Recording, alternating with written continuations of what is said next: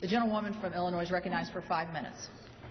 Mr. Speaker, the willingness of our troops to place the nation first is why the scourge of sexual harassment and assault in the military is so horrific. Just a single case is unacceptable. This is a self-inflicted wound that has no place in the greatest military in the world. I love the military with every bone in my body. The lessons I learned as an Army officer, the camaraderie I experienced are at the core of who I am, just as it is for my brothers and sisters in arms.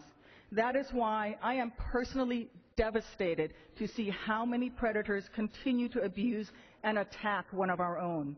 The military is a place of great discipline, technical proficiency, and personal sacrifice for the greater good.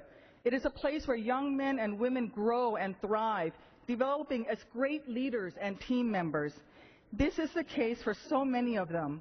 However, for some, the military has now become a place of fear and intimidation.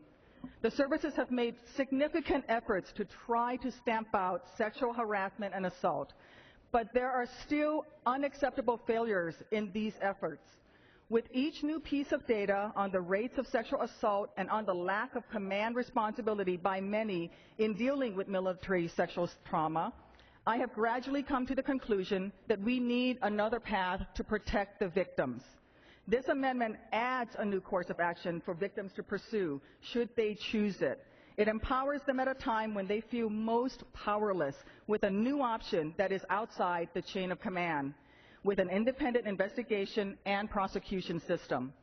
I place the highest priority on the importance of a commander's authority to lead and discipline the men under his or her command.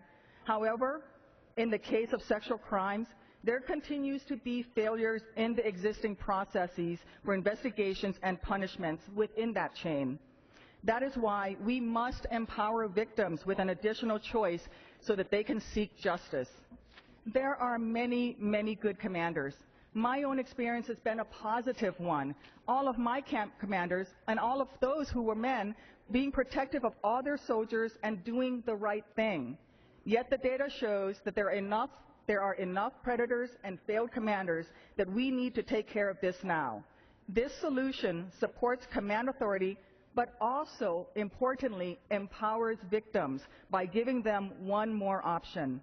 The men and women in our armed forces are why we live freely in the greatest country in the world. When our warriors face combat, they must be able to focus completely and single-mindedly on the mission at hand.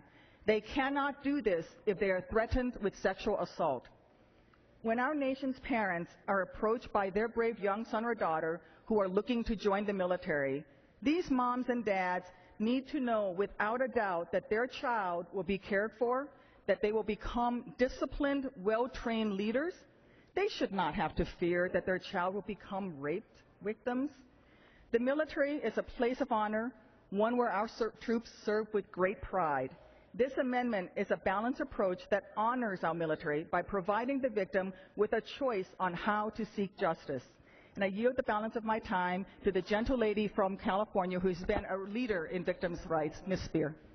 I thank the heroic lady from Illinois. Gentlewoman is recognized.